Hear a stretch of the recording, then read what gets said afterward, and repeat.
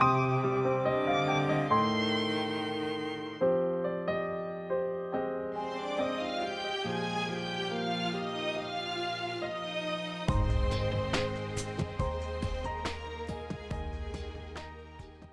unidad se intitula Desafíos actuales y perspectivas futuras de la persecución penal internacional. ¿Qué es lo que vamos a estudiar? Bueno, vamos a estudiar en este punto los siguientes temas. Esta primera parte, observaciones generales. Segunda, desafíos de la protección de los derechos humanos de extradición. Tercer punto, extradición y delitos cibernéticos. Cuarto, el impacto de la justicia penal internacional. Cinco, perspectiva de cooperación penal internacional y sus respectivas conclusiones. Con esto llegaremos al punto final de nuestra asignatura. Y entonces, empezando con el desarrollo de esta unidad, destacamos lo siguiente. Se abordan los desafíos contemporáneos que enfrenta la cooperación penal internacional en un contexto globalizado. Se analiza el marco jurídico internacional que se aplica en este caso en particular, lo que impacta el sistema jurídico mexicano y la interacción con el derecho internacional, considerando la evolución para acuerdos de cooperación.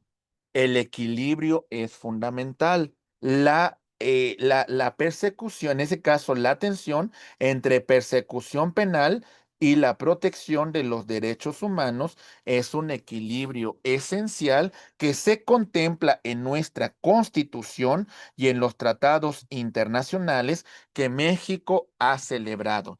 Y por supuesto, mis queridos amigos, los desafíos tecnológicos, los avances de la tecnología en este mundo globalizado, los nuevos retos para la cooperación penal internacional y las adaptaciones constantes en procedimientos y marcos legales. Y bueno, ¿cuáles son las observaciones generales que vamos a tener?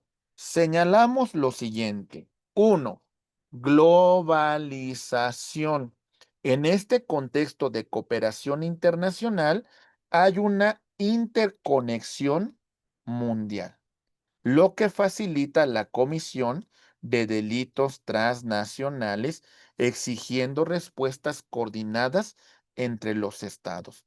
Hoy los delitos transnacionales no son únicamente materiales, ya los mencionamos, el tema de la ciberseguridad, porque en cualquier parte del mundo se pueden cometer estos delitos y tienen un impacto significativo en distintos estados.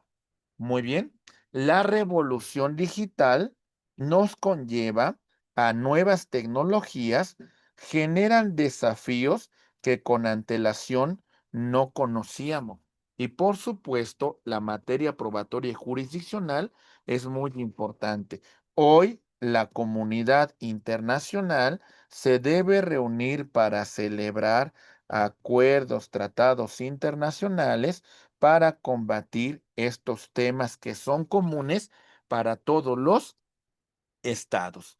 Y por supuesto, mis queridos amigos, la importancia que tienen los derechos humanos. No podemos dejar de poner en el centro del renglón los derechos humanos, porque a partir de la tutela de esto vamos a poner límites y garantías a estos procesos de cooperación internacional. Mi estimado maestro Juan, te escuchamos.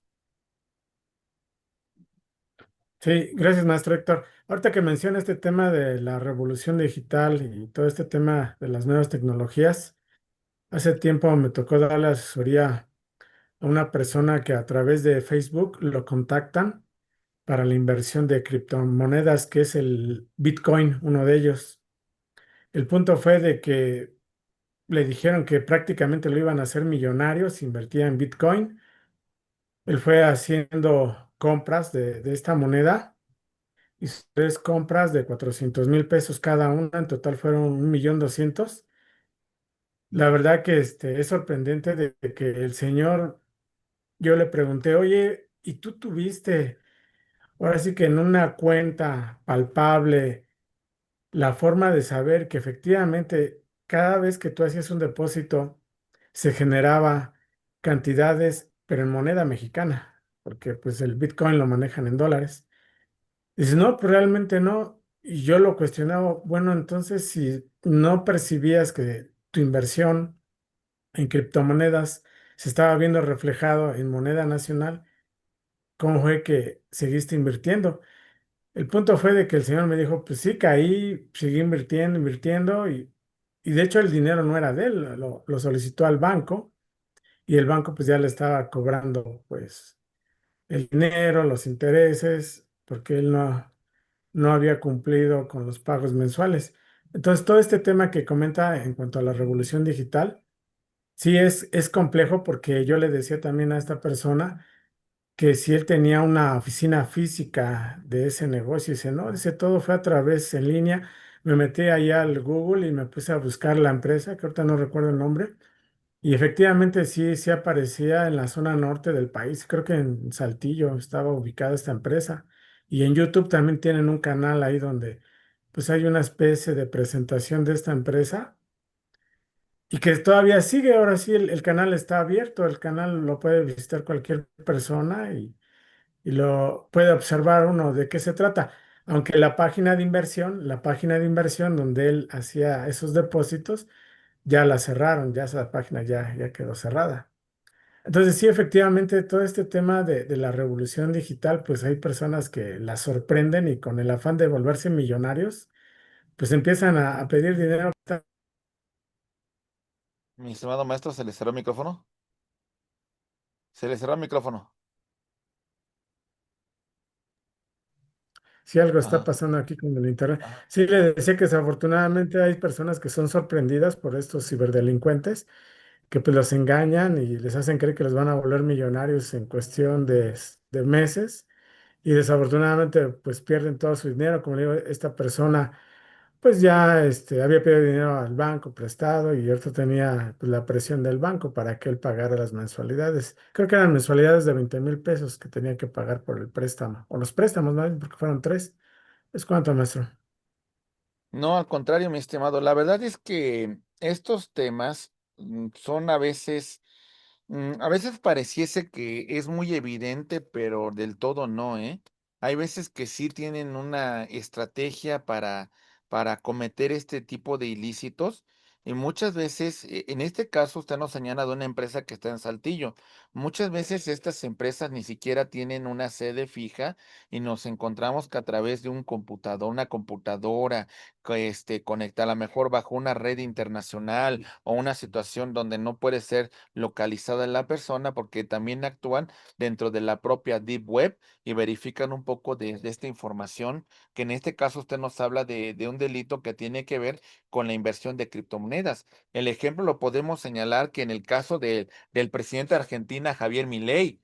Simplemente él dijo, pues esta es una empresa argentina, inviertan en criptomonedas, es lo que la libertad, ¿cómo se llama? Libertar la moneda, ¿no? Y de alguna manera aquí hicieron mucho de las personas que pues creen en Javier Milei, y que de alguna manera los convence sus políticas, pues le invirtieron, ¿no? Y ahí está el tema. O también, por ejemplo, el tema de la defraudación que empezó a suceder con el tema de que ponían la imagen del presidente Obrador o de Claudia Sheinbaum, que señalaban, inviertan en pozos petroleros, mira, que si aquí le invierten van a ganar y van a obtener recursos, manden un link en esta parte, o sea, y la mejor desde esta perspectiva, a través de la inteligencia artificial, pues podemos suplantar su imagen, mi estimado maestro, podemos suplantar su voz, podemos de alguna manera decir que a lo mejor usted nos invita a una inversión, pero ni siquiera es usted, ¿no? A lo mejor es una inteligencia Carlos artificial, Slim también aparece ahí en internet. pues sí, y invitando a las personas a invertir, ¿no? ¿Y qué piensa la gente? No, pues es un Ujú. gran empresario, es un cuate de mucho dinero, es un cuate que tiene muchos recursos. ¿Cómo nos va a defraudar, verdad? Sí, o sea. De ahí se genera todos estos impactos y por supuesto, todos estos temas son muy cruciales hablando del contexto mundial, hablando del contexto actual. En el contexto de nuestro país, México tiene una posición crucial en el mundo.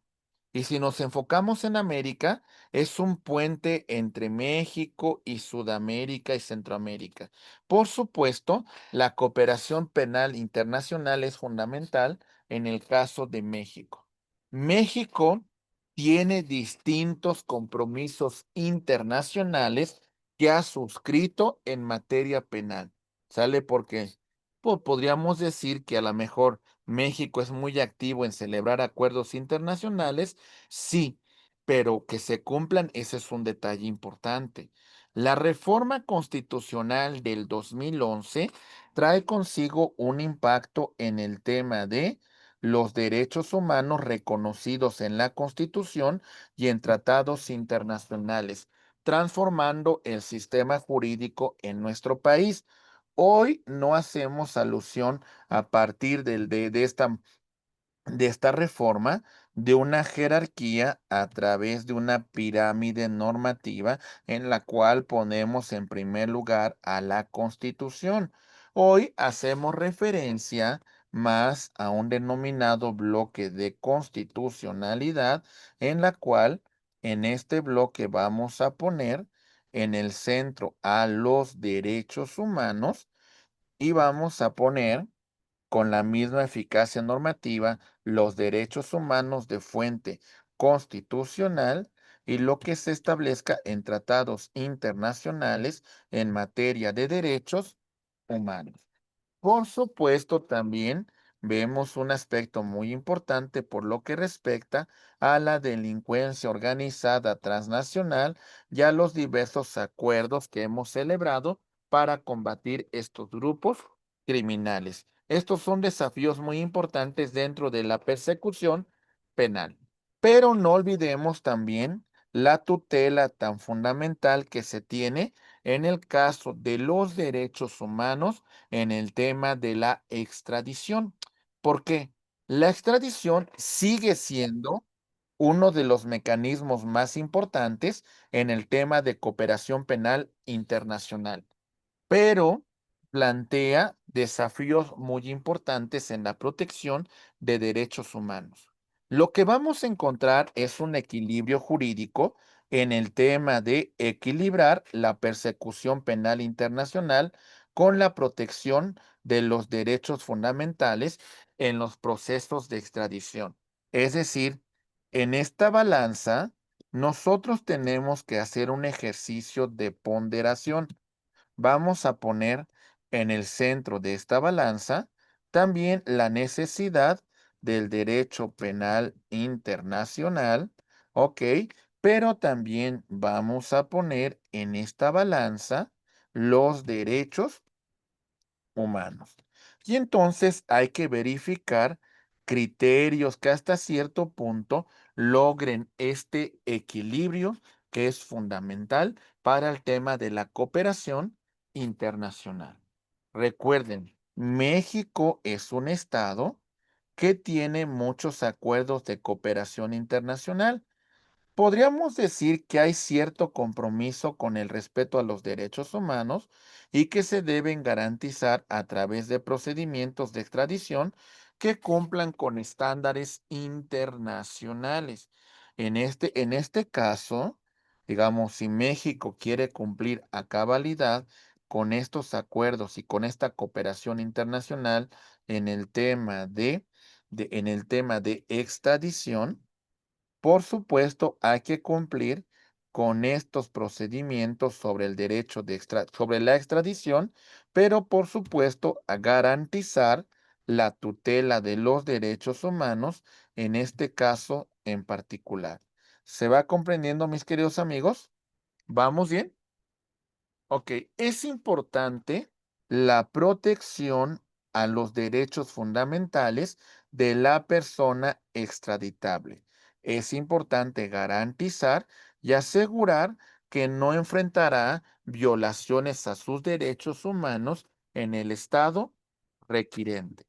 Hemos platicado de esto en la primera parte de nuestra exposición y destacamos, por supuesto, aspectos importantes en cuanto a la prohibición de la pena de muerte y la tortura en procedimientos de extradición internacional. México abolió la pena de muerte en la reforma de 2005, reflejando un compromiso con los derechos humanos. Tenemos, por supuesto, las garantías diplomáticas. La ley de extradición internacional establece la negativa de este proceso cuando el delito sea punible con pena de muerte en el estado requiriente, exigiendo garantías diplomáticas de la no aplicación. Creo que nos comentaba usted, mi estimado maestro, al principio al principio de la sesión, el caso de Estados Unidos y México. ¿Ok? ¿Por qué? Porque en esta relación bilateral se estableció una cuestión muy importante. A ver, ahí va. Bien, entonces, en este ámbito de cooperación internacional, cuando Estados Unidos, como Estado solicitante, como Estado requirente, solicite a México extradite a una persona, es importante que la autoridad en Estados Unidos garantice de que la persona no será sujeto a una pena trascendente, a una pena derivada de la pena capital, es decir, la llamada pena de muerte. ¿Sale? Es importante que se otorguen garantías de que esto no va a ocurrir. Y por supuesto, mis queridos amigos, también es importante destacar el marco legal mexicano que tiene una tutela muy particular para la protección de personas contra tratos crueles, inhumanos o degradantes, asegurando los derechos humanos que sean respetados en todo el proceso de extradición. Es decir, en el caso de que México sea un país requerido y tenga una persona extraditable, ok, acuérdense que es muy importante señalar que se va a garantizar el debido proceso a través de el procedimiento administrativo y también, por supuesto, el procedimiento judicial. Y la persona extraditable va a tener los derechos fundamentales, como es el caso incluso del juicio de amparo, para la tutela de sus derechos fundamentales dentro de un procedimiento de extradición. ¿Ok? Como ya señalamos en antecedentes históricos, en el caso mexicano, tenemos por supuesto que México abolió la pena de muerte desde en este contexto histórico en 2006. El contexto de la pena de muerte y la tortura, en el caso México-Estados Unidos, vamos a ver, creo que usted lo dijo, mi estimado maestro Juan, que México ha condicionado la extradición a Estados Unidos con la garantía de no imponer la pena capital, estableciendo un precedente muy importante.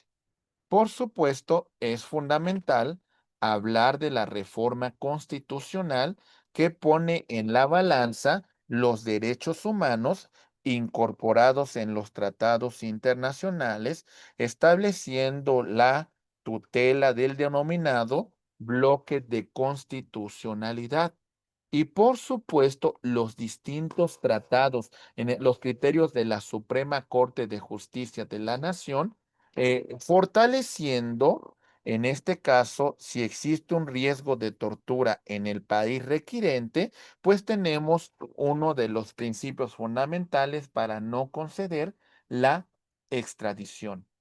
Recordemos que en el tema de extradición hay derechos fundamentales que tenemos que proteger. Y en este punto destacamos lo siguiente. Ahí va. Garantías al debido proceso en estos procesos de extradición. En este caso, México reconoce el procedimiento de extradición que debe de respetar garantías del debido proceso, tanto en México como por lo que respecta al Estado requirente. Algunos derechos fundamentales que es importante destacar son los siguientes. Derecho a la defensa y la asistencia jurídica. Toda persona sujeta a un procedimiento de extradición debe de contar con la representación legal adecuada para la tutela de sus intereses. Si no puede él contratar un abogado privado, tiene derecho a la defensoría de oficio. Tiene derecho a su presunción de inocencia. Debe ser considerada inocente la persona que está siendo reclamada hasta que no se demuestre su culpabilidad conforme a la ley aplicable. Bueno, al menos que cumpla con los requisitos de procedibilidad la solicitud de extradición, porque al final de cuentas, lo que va a emitir el juez de distrito es un tema de una opinión. Quien al final de cuentas tomará decisión es la Secretaría de Relaciones Exteriores. Por supuesto, es importante hablar de la prohibición de tribunales especiales. Procedimientos que deben llevarse a cabo ante tribunales previamente establecidos, sin la aplicación retroactiva de leyes. Entonces recordemos que los tribunales especiales son tribunales exprofesos creados para atender a una persona o un delito en particular. Esto se prohíbe por la propia Constitución. También es importante el derecho a un intérprete. Cuando sea necesario, se debe proporcionar asistencia lingüística para la comprensión plena del proceso. Estos son derechos fundamentales que hay que asegurar a la persona que está siendo solicitada. Y si es extranjero, hay que dar vista a la autoridad consular para que también lo represente. Entonces, dentro de todas estas garantías, también vamos a encontrar dentro del proceso de extradición lo siguiente. Ya hemos hablado del mismo, pero bueno, vamos a reiterarlo. Tenemos, por supuesto, la fase administrativa. Secretaría de Relaciones Exteriores recibe la solicitud y remita a la Fiscalía General de la República. El extraditado en este momento tiene derecho a ser informado y a presentar pruebas. En la fase judicial se va a remitir la causa ante un juez federal, examina la legalidad de la solicitud. El extraditado tiene derecho a ofrecer pruebas. Y sobre la decisión final, la que determina la Secretaría de Relaciones Exteriores, el extraditado puede interponer amparo contra la decisión de la Secretaría de Relaciones Exteriores. Se va entendiendo que al final de cuentas la persona solicitada tiene derecho a mecanismos para la defensa de sus derechos. Muy bien. Dentro de los principios fundamentales de la persona extraditada, vamos a señalar los siguientes. Se tiene el derecho fundamental a este principio que se denomina no devolución. No, ¿en qué consiste este principio? En el derecho internacional se prohíbe devolver a una persona a un territorio donde puede enfrentar persecución, tortura o tratos crueles. Esto se encuentra reconocido en el artículo primero y 11 de nuestra Constitución, otorgando una protección de toda persona bajo jurisdicción nacional. Por supuesto, la aplicación jurídica se aplican procedimientos de extradición y asilo, estableciendo límites claros sobre la cooperación internacional. Y también revisamos el tema de análisis de riesgo. Vamos a analizar, mis queridos amigos, vamos a revisar de forma individualizada cada caso en particular, atendiendo condiciones específicas del país requirente. Y por supuesto, prevalecen sobre las obligaciones de extradición cuando existe un riesgo para la integridad o la vida de una persona reclamada. Recordemos, por ejemplo, el caso de una persecución política. Imaginemos que nos encontramos bajo el siguiente escenario. Ok, vamos a encontrar un ciudadano de otro país que a lo mejor en su país de origen. Ok, vamos a hablar de un país de Europa Central. Hay una persecución política en su contra porque realizó manifestaciones, pues en contra de la propia autoridad. Escapa de ese país y se establece en México. En el caso de que México lo extradite, es muy probable que establezcan una pena trascendente para este sujeto en el país de origen, que puede conllevar inclusive a una cadena perpetua o inclusive a que tenga tratos inhumanos, degradantes, crueles, porque de alguna manera es considerado ¿cómo le llaman este caso? Un enemigo público, un enemigo del Estado. Bajo esta consideración, hay que garantizar la tutela de derechos humanos para que no se entregue a una persona si se tiene el riesgo de tortura, pena de muerte, tratos crueles o degradantes. ¿De acuerdo? Muy bien, avanzamos y también nos encontramos con otro principio muy importante y bueno, ahora vamos a abarcar lo referente con las características de este principio de no devolución, su fundamento normativo. Nos encontramos en este caso la Convención sobre el Estatuto de los Refugiados de 1951 y tenemos también la Convención contra la Tortura y la jurisprudencia de la Corte Interamericana y la Suprema Corte de Justicia de la Nación.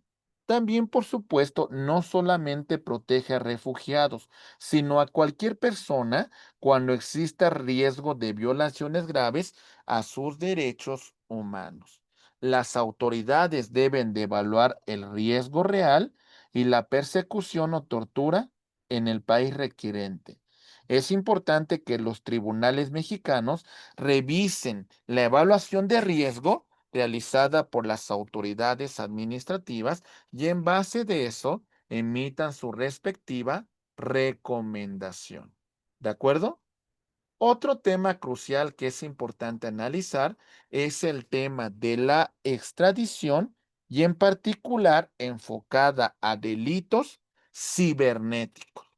Esto ya es una cuestión que nos alcanzó. El tiempo ha llegado al punto en la cual muchas veces los impactos del delito no tienen que conllevar una afectación material, sino a través del ciberespacio, por supuesto, se cometen delitos muy importantes como el que nos comenta mi estimado maestro Juan Ayala. Nos encontramos entonces que existen desafíos para la cooperación internacional en el caso de delitos cibernéticos. Por supuesto, esto genera un impacto importante en la economía de los países. Los delitos cibernéticos trascienden fronteras nacionales, complicando la jurisdicción y los procesos de extradición porque muchas veces los impactos nos los comentaba en la primera parte, ya no me acuerdo quién de ustedes lo comentaba, pero señalaban de que a veces en el tema de extradición, imaginen que el sujeto que defraudó cometió un delito cibernético y es requerido por distintas jurisdicciones porque defraudó a muchas personas. En este punto a lo mejor hay un requerimiento de la Gran Bretaña, de Portugal, de Australia, de Sudáfrica, de Estados Unidos, y son temas muy importantes en relación a cómo realizar estos procedimientos de extradición en el caso de ciberdelito. Por supuesto, es importante la cuestión de la evidencia digital. La naturaleza volátil de las pruebas digitales presenta desafíos únicos para la obtención y la preservación de esa evidencia en casos de extradición, ¿vale? Y por supuesto, la cooperación bilateral o multilateral es muy importante para combatir esos delitos derivados de ciberdelincuencia transfronteriza. ¿Cuáles son las dificultades de estos delitos, compañeros? Bueno, tenemos desafíos importantes. Primer desafío. Ahí va. Atentos, por favor. Dificultades. Ok. Uno, jurisdicción multinacional. El delito se inicia en un país, utiliza servidores en otro y puede afectar víctimas en un tercero, complicando la determinación de las autoridades. Porque acuérdense que hoy hay sistemas, es decir, por ejemplo, que a lo mejor el ciberdelincuente, ok, se encuentra en la India, pero utiliza de alguna manera el servidor, lo vincula dentro del área de México, porque acuérdense que también hay pues conexiones debajo de esta modalidad. Exactamente no recuerdo cómo se llama y el impacto del delito afecta a una persona en los Estados Unidos. Entonces, esto nos conlleva a una jurisdicción multinacional porque hay una afectación que impacta a tres países: México, Estados Unidos y la India. ¿Sale?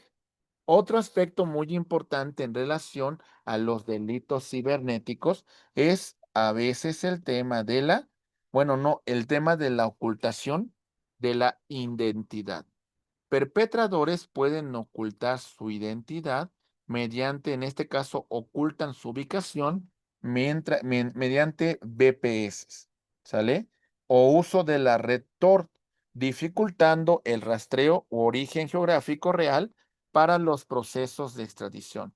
Todo esto pues conlleva a una complejidad y por supuesto el tema del ciberespacio es un tema que todavía falta mucho que estudiar. La identificación del autor material es sumamente complejo debido al uso de identidades falsas, servidores zombies y técnicas avanzadas de encriptación, y muchas veces la policía cibernética del todo tiene que pues actualizarse en estos mecanismos. La dificultad de esta identificación conlleva un problema sumamente importante y no es un tema fácil de abordar.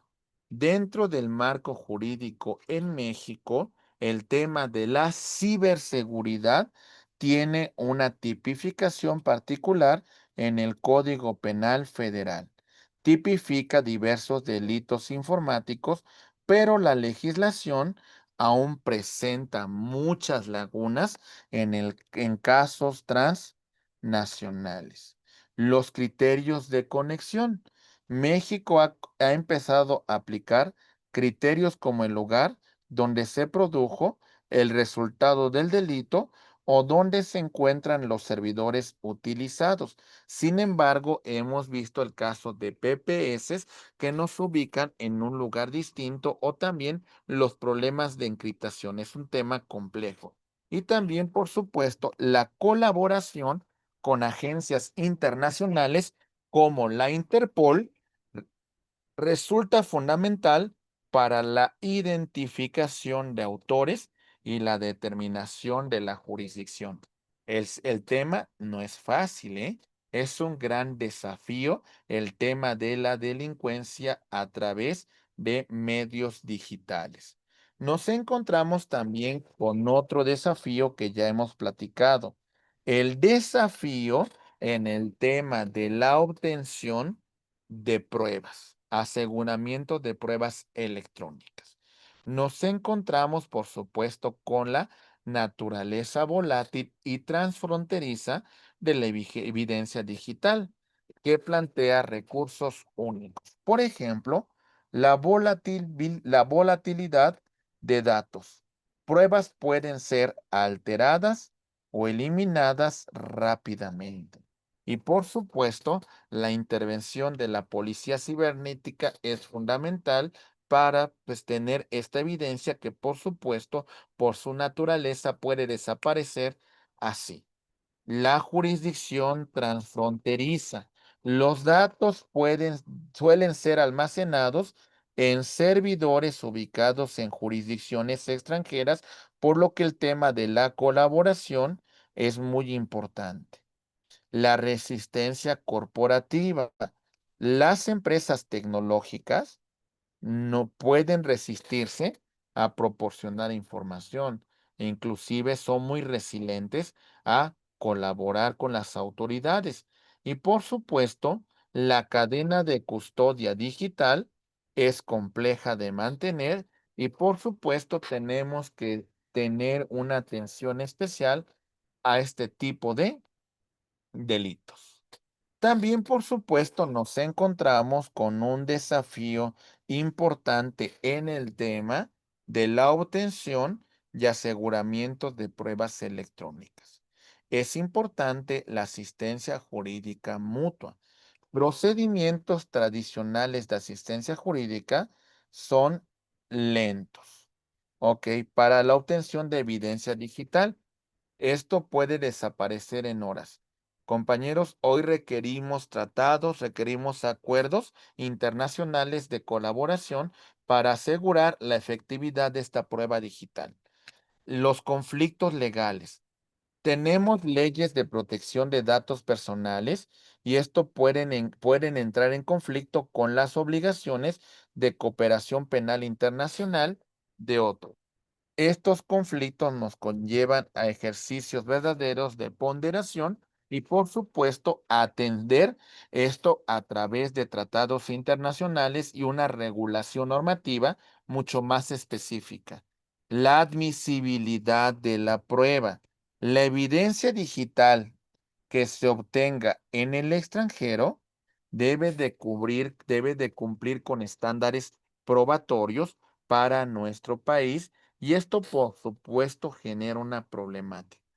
Los instrumentos de cooperación que tenemos hoy en día no son suficientes para atender esta problemática, por lo que hoy, 2025, ya prácticamente septiembre, nos encontramos con la necesidad de nuevos instrumentos de cooperación para combatir el tema de la ciberdelincuencia. Los mecanismos tradicionales de extradición en este momento son insuficientes. Tenemos vacíos en tratados sobre temas que hemos estudiado. Tenemos muchos tratados, pero no contemplan específicamente los delitos informáticos, creando lagunas importantes. El principio de doble incriminación puede ser problemático cuando las legislaciones difieren en el tema de tipificación de delitos cibernéticos. Y por supuesto, por la naturaleza de estos delitos, requerimos procedimientos más ágiles, porque la velocidad con que se cometen los delitos cibernéticos, por supuesto, generan un impacto que no podemos combatir pues de forma efectiva. Compañeros, por supuesto, hoy tenemos algunos convenios internacionales sobre estos delitos, como son en los siguientes casos. El convenio de Budapest. México ha iniciado un proceso de adhesión en el convenio de ciberdelincuencia del Consejo de Europa. Este convenio establece mecanismos ágiles de cooperación internacional en el caso de ciberdelincuencia. Se han celebrado distintos acuerdos internacionales con Estados Unidos y otros países para agilizar el tema de la cooperación en materia de delitos cibernéticos. Y por supuesto, hacemos alusión a unidades especializadas. La creación de unidades para el tema de la ciberdelincuencia dentro de las competencias de la Fiscalía General de la República ha mejorado la cooperación internacional y por supuesto la importancia de la actualización y también por supuesto de la inversión en el tema de ciberseguridad. Son temas cruciales. Esto por lo que respecta al tema de la ciberdelincuencia. Otro tema crucial dentro de nuestra materia tiene que ver con la cuestión de el impacto de la justicia penal internacional, la Corte Penal Internacional. ¿Cuál es el impacto que tiene sobre temas de extradición y sobre temas de cooperación internacional?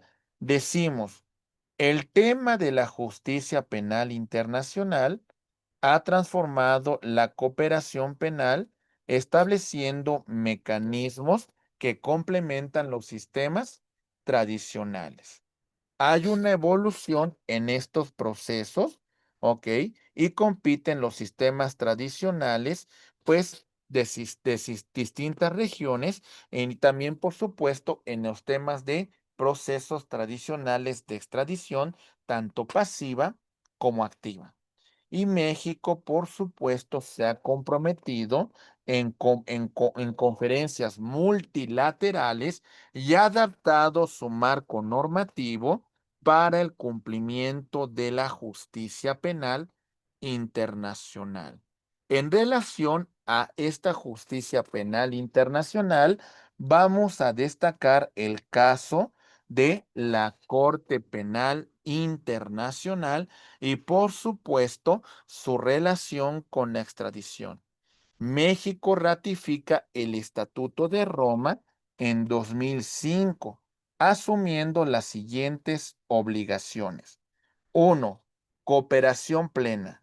La cooperación plena con la Corte Penal Internacional en sus investigaciones y procesos, facilitando el acceso a personas, pruebas y documentos relevantes. Es decir, recuerden que a través de este estatuto se da facultad y se da, por supuesto, competencia a la Corte Penal Internacional para la investigación de delitos de esta naturaleza y México forma parte de este estatuto desde el 2005. Se ha realizado una reforma importante a nivel interno para facilitar la cooperación internacional, adaptando los requerimientos de este estatuto en el caso mexicano. Y hay un reconocimiento de la jurisdicción complementaria de la Corte Penal Internacional, actuando cuando los tribunales nacionales no pueden o no quieren juzgar crímenes internacionales. Recuerden que en este caso en particular vamos a encontrar que en primer lugar le va a corresponder el tema de la jurisdicción de persecución de este tipo de delitos a la autoridad jurisdiccional mexicana. Y si no es eficiente o no quiere investigarlos, entonces le va a corresponder a la Corte Penal Internacional con sede en La Haya. ¿De acuerdo? La Corte Penal y la relación con la extradición lo podemos encontrar de la siguiente manera. Ahí va. Atención, por favor. Nos encontramos, por supuesto, con la reforma constitucional al artículo 21. Y en este punto se reconoce la jurisdicción de la Corte Penal Internacional bajo ciertas condiciones, estableciendo el fundamento de cooperación de México con la Corte Penal Internacional. Muy bien. Hay una implementación legislativa. México aún enfrenta desafíos de implementación que complementa al Estatuto de Roma por lo que respecta a su legislación penal interna. Todavía hay muchas lagunas dentro de la legislación penal. Y por supuesto, la cooperación práctica. Se han establecido canales de comunicación entre la Fiscalía General de la República y la Oficina del fiscal de la Corte Penal Internacional. Entonces, hay una cooperación que ya opera en la práctica. Y por supuesto, la protección de derechos. La cooperación con la Corte Penal Internacional debe respetar los derechos constitucionales y los derechos humanos reconocidos en la Constitución. Son fundamentos importantes para la competencia de la Corte Penal Internacional, que por supuesto la propia Constitución ha reconocido. Y en este punto vamos a hablar, por supuesto, de la extradición y la entrega a tribunales internacionales, que eso es una materia también muy importante. Y mencionamos lo siguiente. Ahí va sin limitaciones tradicionales. La entrega a tribunales internacionales no está sujeta a las limitaciones tradicionales que se aplican en el caso de extradición entre los estados. ¿Sale? Los principios no aplicables. En este caso no aplica el principio de especialidad ni la prohibición de extradición de nacionales que existen en los procedimientos tradicionales. Recordemos que en este punto en particular, en el caso de la extradición tradicional, es muy importante que establezcamos los delitos bajo los cuales va a sustentar la acusación el Estado requirente para llevar a cabo el procedimiento de extradición. Y por lo que respecta al tema de sobre el tema de la prohibición de extradición de nacionales, esto no opera por lo que respecta a la entrega a tribunales internacionales, pero hay ciertos delitos que se establecen dentro del Estatuto de Roma, crímenes de lesa humanidad, terrorismo, también agresión, pero hablando desde un punto de vista de intervención de los estados para provocar una guerra y también tiene que ver, por supuesto, el tema de el genocidio. Hay un procedimiento expedito para la entrega con menos obstáculos que la extradición tradicional. Muy bien, nos vamos a encontrar con esta tabla que marca estas diferencias entre la extradición, la tradicional y la entrega a la Corte Penal Internacional. Por ejemplo, en la base jurídica de la extradición la tenemos en tratados bilaterales o multilaterales. Y mientras lo que respecta a la extradición, la entrega a tribunales internacionales, lo tenemos en el Estatuto de Roma. Normalmente la entrega de nacionales se encuentra prohibida o limitada. En el caso de la entrega a la Corte Penal Internacional, esta es sin ninguna excepción. La doble incriminación generalmente es requerida. Es decir, en este caso vamos a señalar que en el estado donde va a ser extraditada la persona también exista ese tipo penal o su equivalente. En el caso con la Corte Penal Internacional, no tenemos ese problema. Los delitos políticos tenemos los excluidos en el tema de extradición y no existe un concepto aplicable en la Corte Penal Internacional. El procedimiento en el tema de extradición es judicial y administrativo, y en el caso de la Corte Penal Internacional, ese requerimiento es plenamente administrativo. ¿Se entiende, compañeros? Ok. El Estatuto de Roma opera bajo un principio fundamental que se llama el principio de complementariedad. ¿Y en qué consiste este principio? Mucha atención, por favor.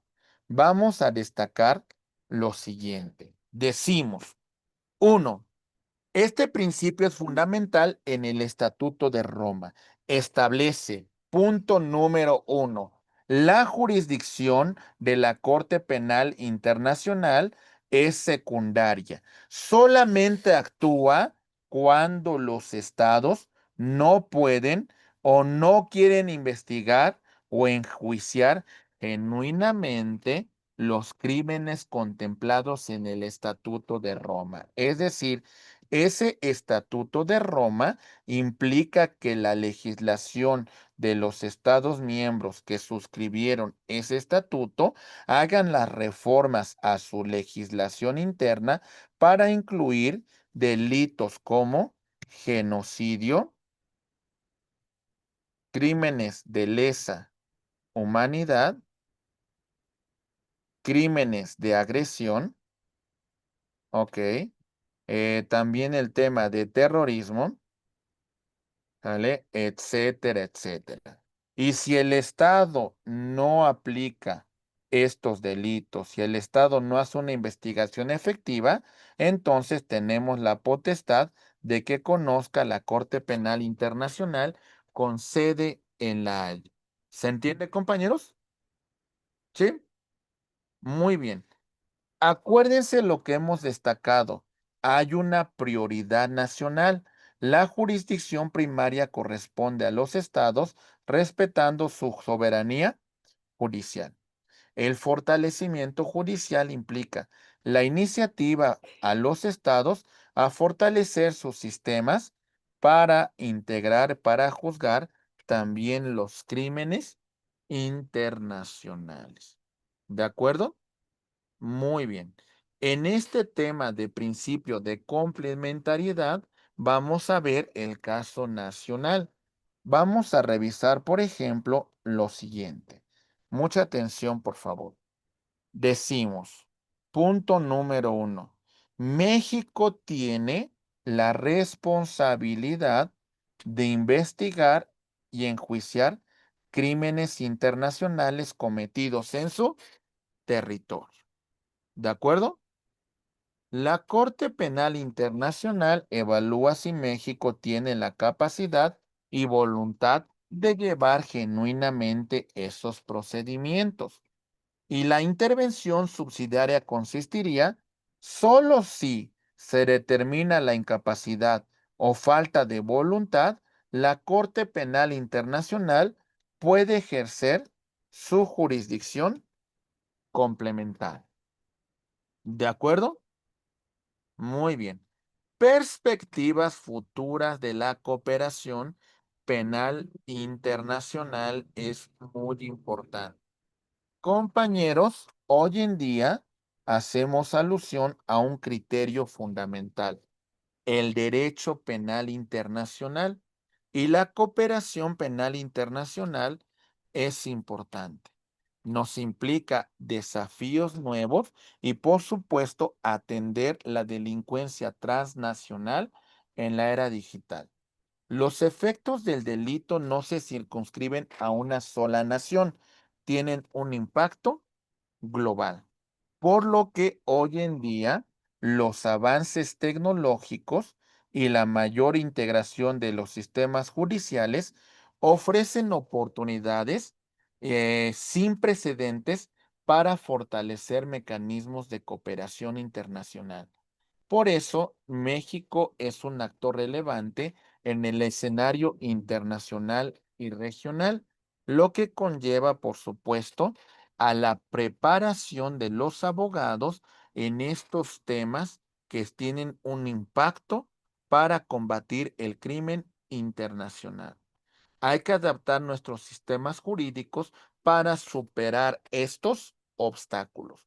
No es sencillo, es complejo y por supuesto requiere la voluntad de los estados, requieren la voluntad de las autoridades y requieren también la voluntad de los operadores jurídicos.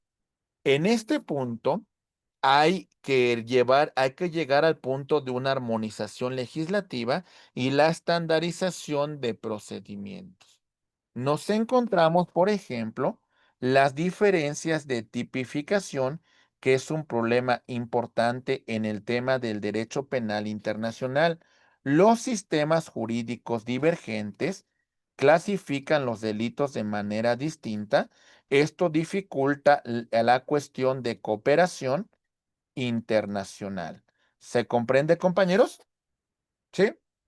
Muy bien. Entonces, por supuesto, si un delito de naturaleza internacional tiene una tipificación distinta en un estado, esto, por supuesto, ya empieza con esta dificultad. Lo que hay que generar es una armonización. También destacamos, por supuesto, lo referente a la valoración de estándares probatorios. Las pruebas consideradas como válidas y su valoración difieren entre las distintas jurisdicciones.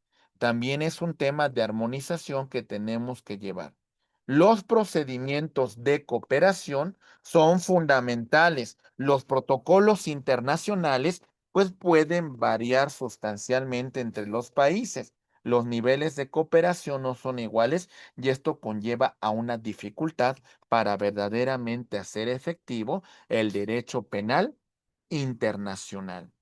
También nos encontramos con temas de garantías procesales divergentes. Las protecciones legales a los acusados pues varían creando obstáculos y procesos armonizados.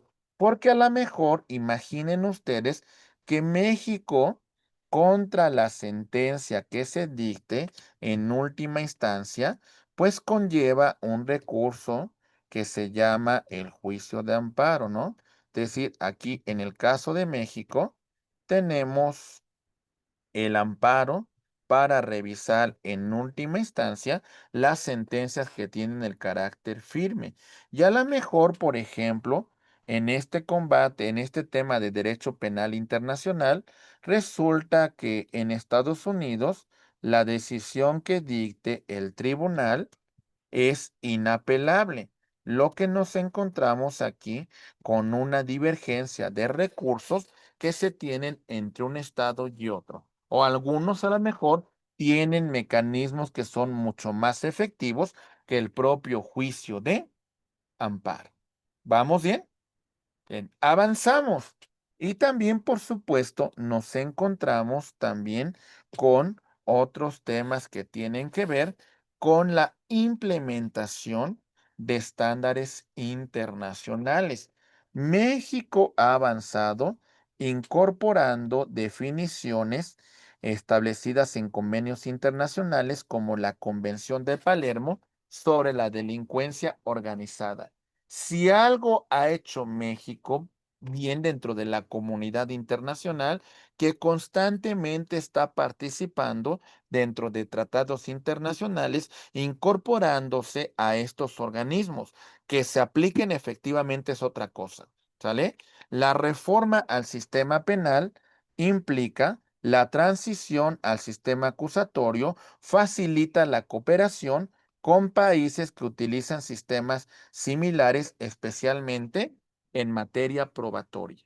Lo comentamos al principio de clase, el tema de los protocolos que también se estandarizan y establecen procedimientos uniformes de cooperación y, por supuesto, en temas de extradición y asistencia jurídica mutua, fortaleciendo la cuestión de cooperación internacional. Estas son cuestiones que, por supuesto, hoy se debaten dentro del ámbito de armonización legislativa, pero no concluye ahí muchas de las cuestiones que tenemos que fortalecer dentro del ámbito internacional.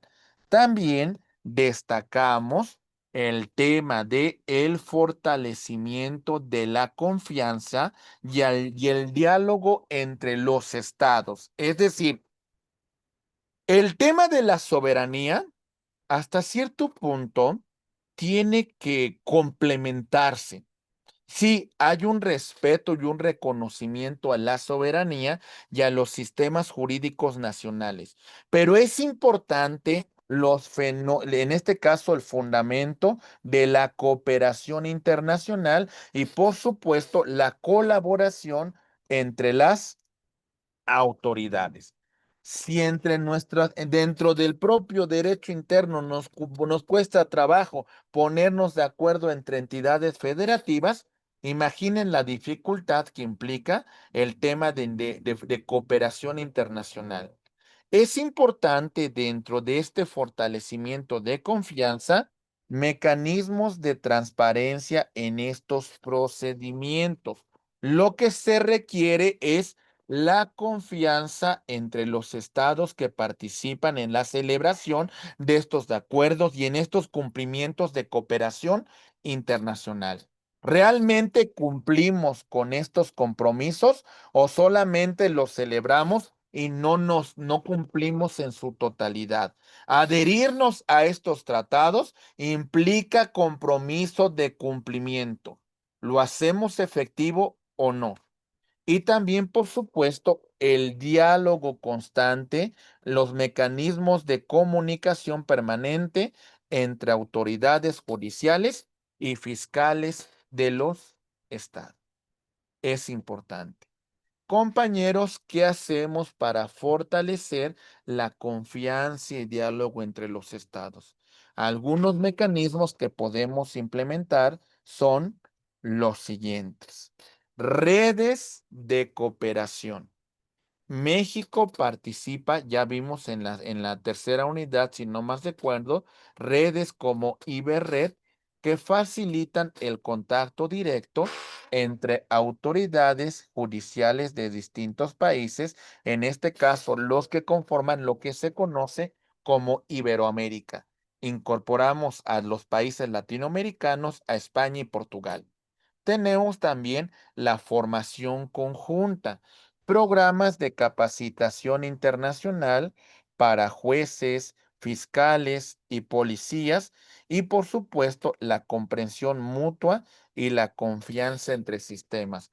No nos vamos a supervisar, vamos a coordinarnos para trabajar en conjunto. Y también, por supuesto, la diplomacia judicial, el intercambio de experiencias y buenas prácticas a nivel judicial logra superar desconfianzas históricas en los sistemas jurídicos.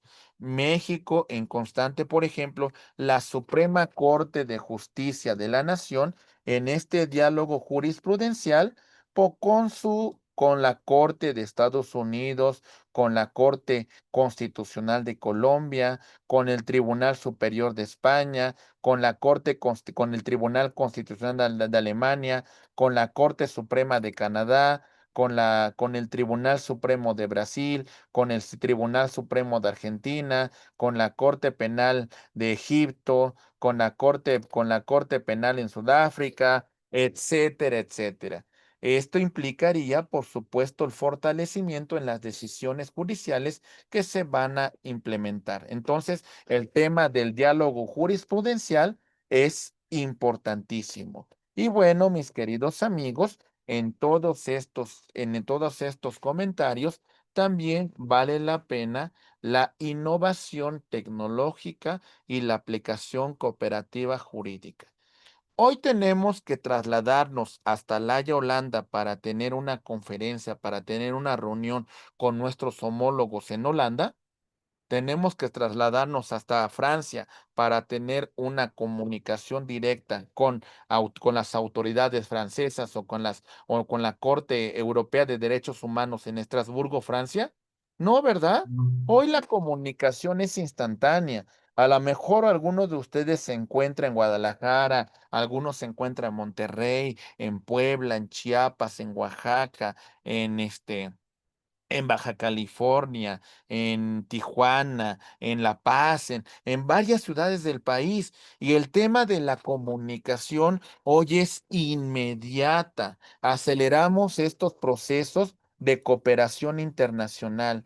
Es importante canales digitales que de alguna manera sean encriptados y que después de alguna manera sean protocolos de seguridad que garanticen la integridad y cadena de custodia de la evidencia. Hoy, por ejemplo, podemos tener videoconferencias digitales, la realización de declaraciones de audiencias a distancia, que la corte se reúna con su homólogo a través de una videoconferencia, que intercambien criterios judiciales y, por supuesto, la base de datos compartidas, claro, manteniendo protocolos de seguridad.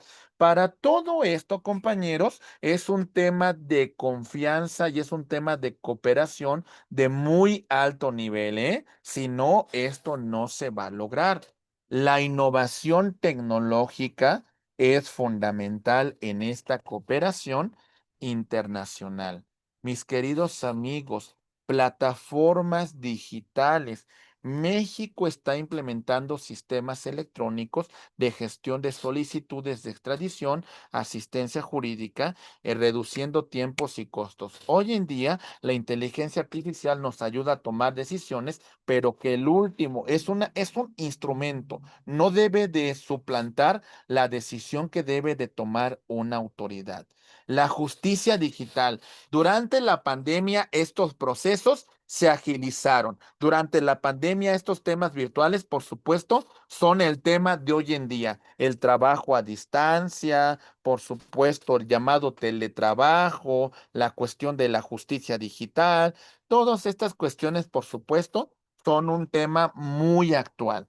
La ciberseguridad, el desarrollo de protocolos seguros para el intercambio de información sensible es fundamental para proteger la integridad de las investigaciones. Mis queridos amigos, la cooperación regional y su importancia es muy importante.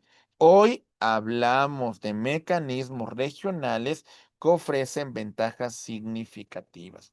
La homogeneidad jurídica y cultural, los sistemas jurídicos culturales que facilitan acuerdos y entendimientos entre naciones vecinas. Los problemas delictivos compartidos. Tenemos un problema de narcotráfico, trata de personas y este puede impactar a países de la región y tenemos que colaborar en estos mecanismos para hacerlos más efectivos. La proximidad geográfica facilita la cooperación práctica, incluyendo traslados de personas y la realización de operaciones conjuntas, por lo menos con nuestros homólogos de Estados Unidos, Canadá, Centroamérica y Sudamérica, que aunque pues puede ser una distancia considerable, pero bueno, tenemos los medios de comunicación para acercarnos. Instrumentos adaptados. Desarrollar instrumentos adaptados a las necesidades regionales, porque no es la misma la necesidad que se tiene en América con la que se tiene en Europa. La cooperación regional es importantísima y podemos destacar casos como, por ejemplo, América del Norte. La cooperación entre Estados Unidos y Canadá se ha intensificado especialmente en materia de narcotráfico, migración irregular y delitos económicos. Con Centroamérica, pues vamos a ver que México lidera iniciativas para combatir las pandillas transnacionales, la trata de personas en el corredor centroamericano.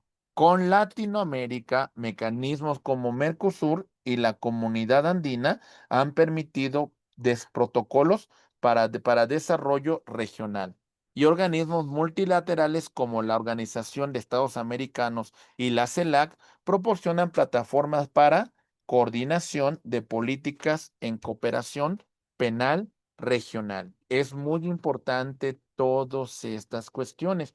Y por supuesto, mis queridos amigos, no dejar fuera el tema de las tendencias emergentes, la inteligencia artificial.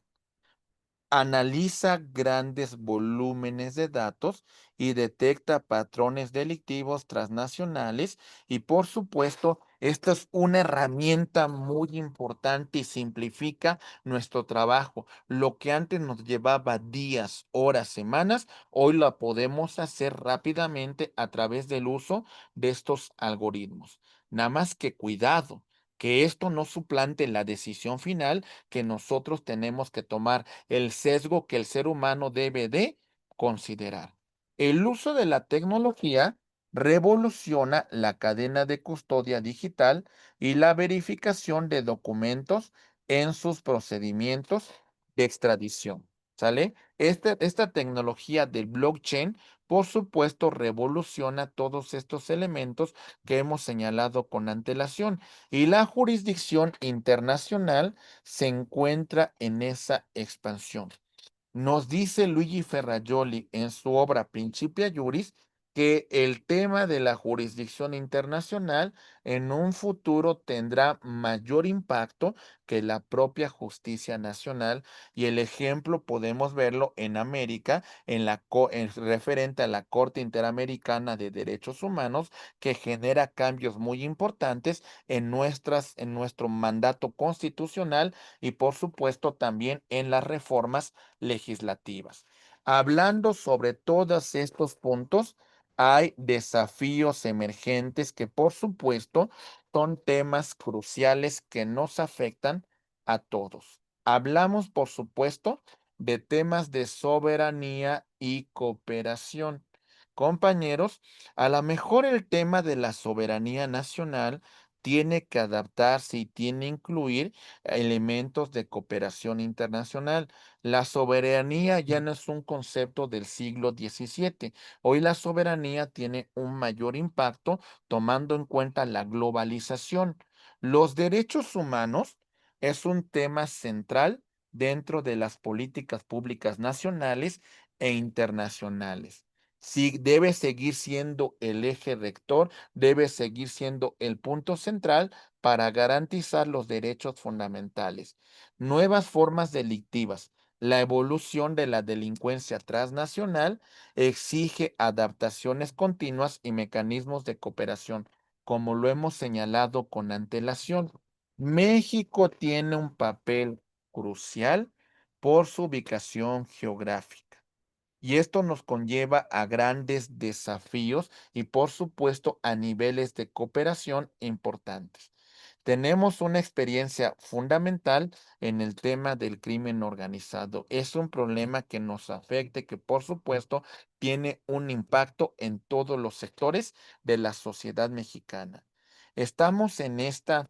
México hasta hace algunos años tenía una tradición diplomática muy importante, la de mediación y la del respeto a la libre autodeterminación de los pueblos. Sin embargo, en los últimos tiempos, por lo menos en los últimos 20 años, hemos tenido algunos conflictos internacionales y que por supuesto esto nos ha conllevado a algunos temas de rompimiento de relaciones diplomáticas.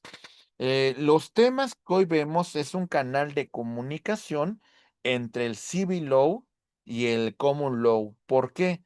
Porque hoy entendemos más el tema de cómo opera el sistema judicial de Estados Unidos y cómo opera también, por supuesto, la cuestión que hemos hecho referencia sobre la implicación que tiene el tema del precedente judicial. Entonces, por supuesto, hoy tenemos una mayor conexión con nuestro vecino del norte, que es la principal relación internacional que México, por supuesto, suscribimos. Las conclusiones generales al finalizar esta unidad, por supuesto, implica transformación de la cooperación. La cooperación internacional es un tema que exige una adaptación constante. Desafíos contemporáneos. La extradición tradicional ha evolucionado a una extradición considerando delitos referentes con la ciberseguridad. delitos cibernéticos. Tenemos que adaptar los procedimientos de extradición. Es importante el equilibrio entre la persecución del delito, pero también la tutela de los derechos fundamentales reconocidos en la Constitución y en los tratados internacionales en materia de derechos humanos. Hoy, por supuesto, hablamos de los derechos humanos como esta línea infranqueable, los derechos escritos en piedra. No podemos bajo ningún supuesto vulnerar este límite de tutela de derechos humanos. Y por lo menos hay que decir que en los últimos criterios, las últimas reformas han conllevado a la tutela de derechos humanos. Ahora bien, la reforma judicial, la implementación de la nueva corte y los nuevos tribunales conllevarán a estos temas de mecanismos de protección y poner en el centro a los derechos humanos. Esa es una pregunta importante que vamos a ver a partir de la integración del nuevo poder judicial de la federación y los nuevos poderes judiciales en las entidades federativas. La adaptación tecnológica es necesaria. Podremos decir que hoy tenemos que entrar a debates sobre inteligencia artificial y los abogados tenemos que tomar cursos y tenemos que complementar nuestra formación a través también de mecanismos de inteligencia artificial. ¿Estamos preparados para ellos? Esa es la pregunta importante que debemos de formar.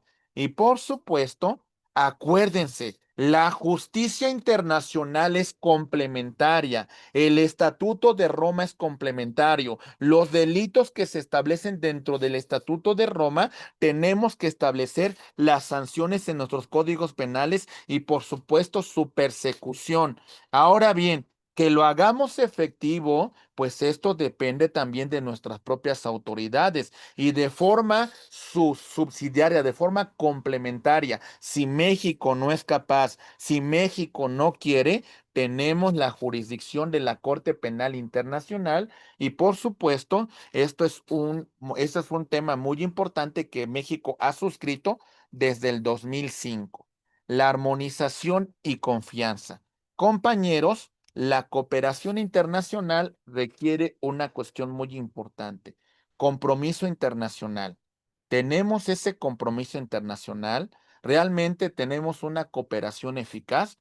¿Realmente trabajamos en equipo entre fiscalías de otros países, entre tribunales, entre autoridades? ¿Existe ese nivel de colaboración o no existe?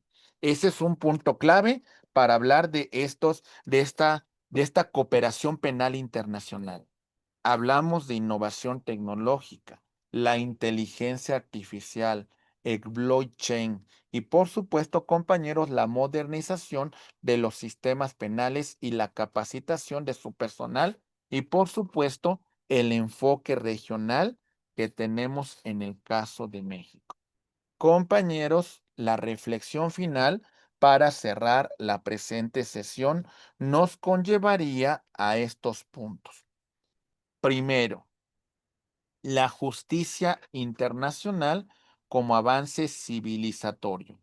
La justicia penal representa uno de los mayores avances civilizatorios porque no lo cerramos al tema de la jurisdicción local, sino ampliamos el concepto.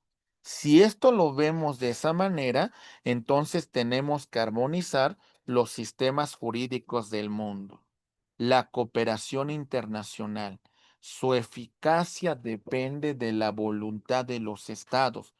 Su importancia depende de la superación de la soberanía, de esta barrera de la soberanía. Escúchese bien nuevamente, cooperación, sí. Lo que no se puede permitir es un tema de intervencionismo, porque ahí sí hay un verdadero problema, una verdadera invasión a la libre autodeterminación de los pueblos. México tiene un papel relevante y por supuesto puede ser un punto de conexión fundamental en la tutela de los derechos humanos. Mis queridos amigos, Por supuesto, todo esto conlleva también a una recomendación bibliográfica que vale la pena realizar.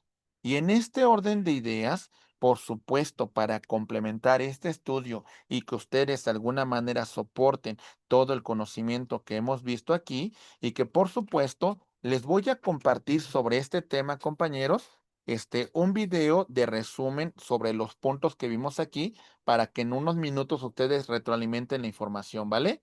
También les voy a compartir podcast para que pues hagan un repaso general sobre los contenidos que abarcamos en esta sesión. Y por supuesto, una actividad de retroalimentación que versará sobre casos prácticos. Lo que vamos a evaluar es la actividad de retroalimentación. Muy bien. Ok. Bueno, referencia bibliográfica. Ahí va. Por supuesto que tenemos el de Díaz y García, JL, con la extradición y cooperación judicial internacional, un enfoque crítico de editorial Jure. También tenemos, por supuesto, el tema de González Salas en el año 2024 que se intitula Persecución Penal Internacional, Nuevos Paradigmas y Retos Globales de la editorial Tirange Loblanche. Muy bien. También tenemos el de López Ruiz en el 2023 con el tema del crimen organizado transnacional, la extradición, respuestas jurídicas y operativas. Y también, por supuesto, vamos a destacar otra obra que en este caso es la de Martínez Sánchez en el 2025, que hace alusión a los desafíos de la prueba en la persecución penal internacional y la extradición. Y por supuesto, cerramos, mis queridos amigos, con la obra de Pérez Gómez 2024 que se intitula Principios de Derecho Penal Internacional aplicados a la extradición.